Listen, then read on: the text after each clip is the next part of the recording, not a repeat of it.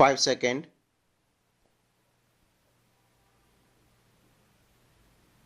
Start.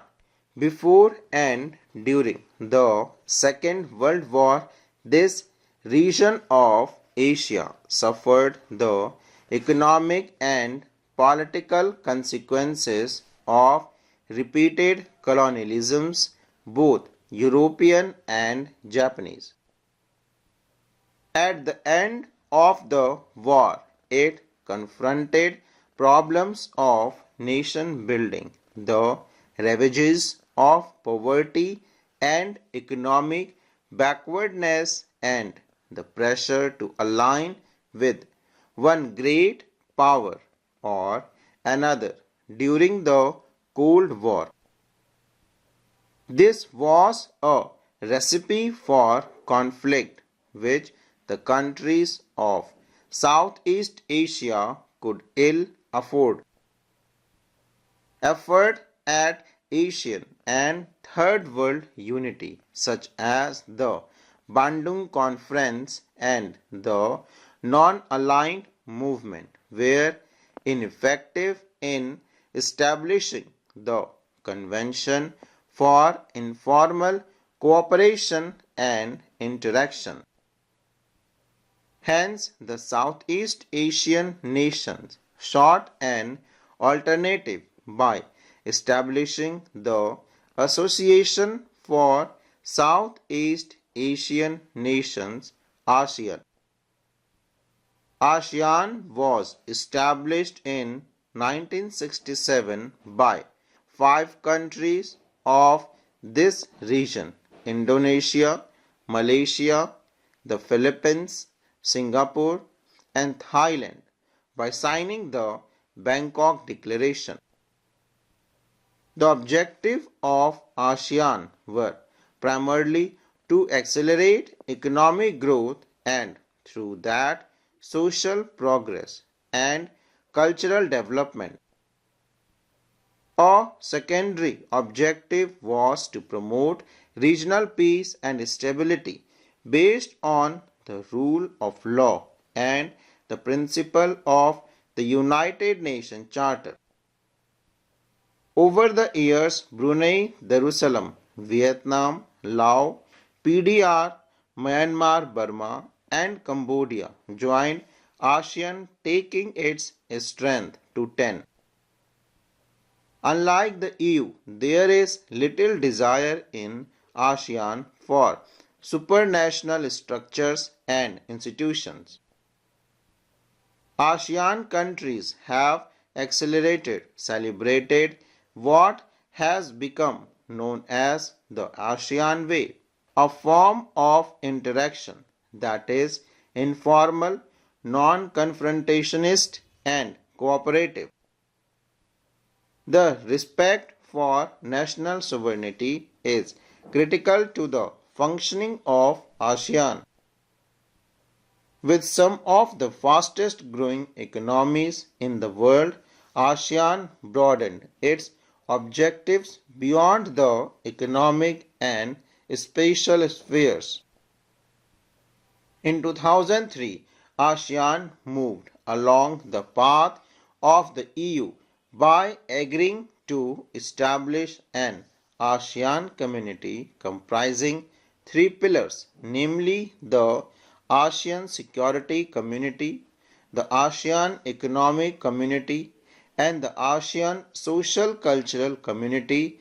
The ASEAN Security Community was based on the conviction that outstanding territorial disputes should not escalate into armed confrontation. By 2003, ASEAN had several agreements in place by which member states promised to uphold peace, neutrality, cooperation, non-interference, and respect for national differences and sovereign rights. The ASEAN Regional Forum (ARF), which was established in 1994, is the organization that carries out coordination of security and foreign policy. ASEAN was and still remain principally an economic association. While the ASEAN region as a whole is much smaller economy compared to the US, the EU and Japan, its economy is growing much faster than all these. This accounts for the growth in its influence both in the region and beyond.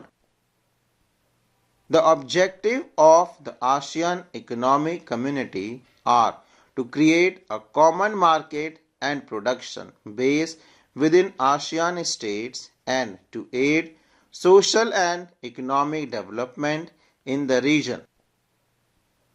The economic community would also like to improve the existing ASEAN dispute settlement mechanism to resolve economic disputes. ASEAN has focused on creating a free trade area FTA for investment, labor and services. The US and China have already moved fast to negotiate FTAs with ASEAN. ASEAN is rapidly growing into a very important regional organization. Its Vision 2020 has defined an outward-looking role for ASEAN in the international community. This builds on the existing ASEAN policy to encourage negotiation over conflict in the region. Thus, ASEAN has mediated the end of the Cambodian conflict, the East Timor crisis, and meet annual to discuss East Asian cooperation. The current economic strength of ASEAN, especially its economic relevance as a trading and investment partner to the growing Asian economies such as India and China, makes this an attractive proposition. During the Cold War era, Indian foreign policy did not pay adequate attention to ASEAN. But in recent years, India has tried to make amends.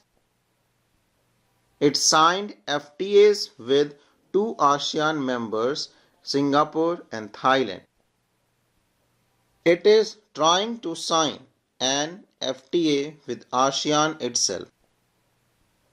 ASEAN's strength, however, lies in its policy of interactions and consultation with members states, with dialogue partners, and with other non-regional organizations. It is the only regional association in Asia that provides a political forum where Asian countries and the major powers can discuss political and security concerns.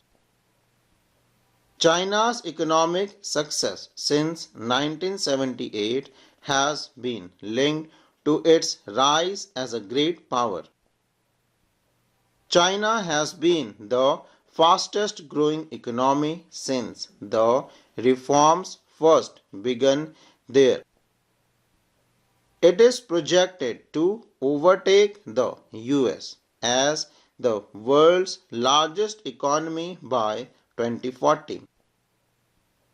Its economic integration into the region makes it the driver of East Asian growth, thereby giving it enormous influence in regional affairs.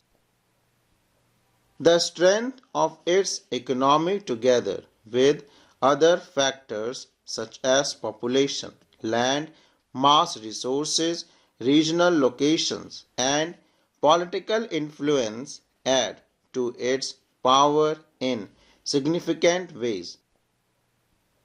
After the inception of the People's Republic of China in 1949, following the communist revolution under the leadership of Mao. Its economy was based on the Soviet model. The economically backward communist China chose to serve its links with the capitalist world full stop.